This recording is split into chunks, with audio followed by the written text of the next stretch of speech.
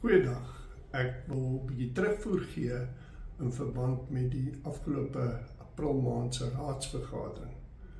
Eerstens wil ek begin deur te sê dit was chaoties.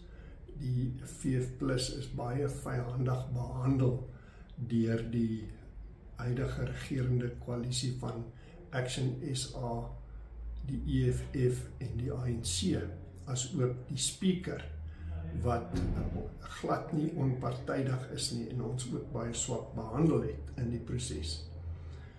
Maar ons het voortgegaan, ons laat ons nie afpers deur die lawaai van leë blikke nie.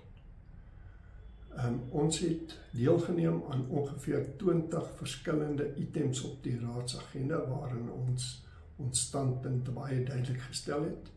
En ek deel graag 'n paar daarvan vinnig met u om net meer perspektief daarop te stel, en ons sal ook in die komende week of 2 meer detail beskikbaar stel. Ons lede, onderskeie lede en woordvoerders oor die verskillende aspekte sal 'n kort video uitreik in hierdie verband.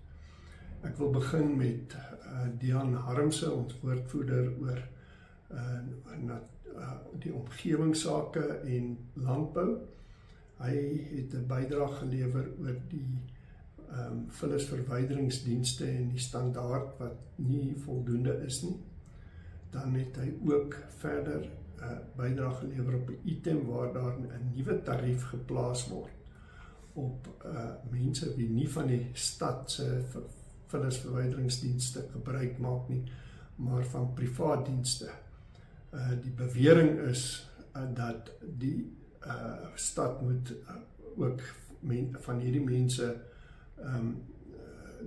heffing plaas op hulle dienste, omdat dit die stad se fasiliteite gebruik, wat nie heeltemal waar is nie, maar Dian sal meer inligting in die verband gee.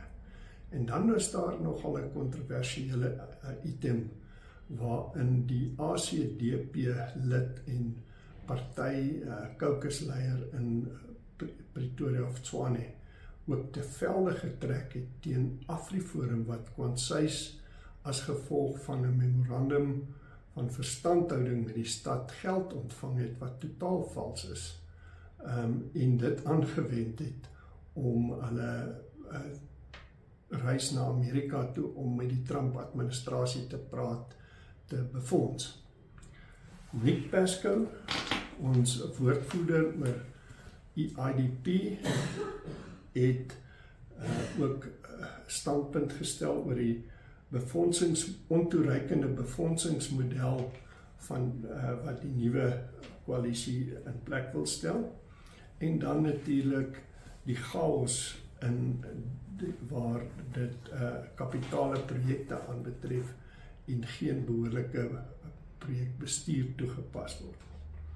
Peter Meyer, hy het ook 'n repliek gelewer op die burgemeesters se stadsrede wat onlangs plaasgevind het, en hy lig 'n hele klompie punte uit waar daar ook aan die een kant suksesse toegeëien word op die vorige administrasie, maar ook aan die ander kant gebrekkig is en nie voldoende of totale waarhede oor 'n dienslewering nie.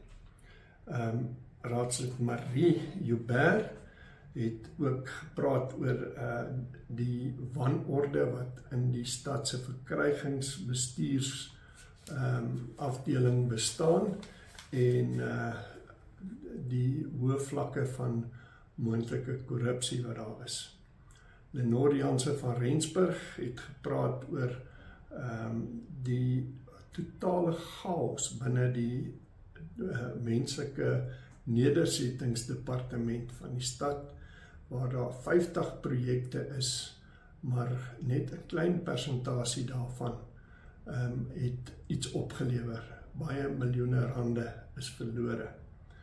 En dan het Lenore ook met die aanstelling of die aanbeveling vir die aanstelling van direkteure van die Tshwane Behuisingsmaatskappy, 'n entiteit wat 100% deur die stad besit word, Na bewering uit artikel in die Guardian en Mail is daar van hierdie direkteure wie moontlik verbind kon word met korrupsie wat plaasgevind het. En dit is die tipe persone wat nou deur hierdie nuwe administrasie aangestel gaan word om te dien op daardie raad.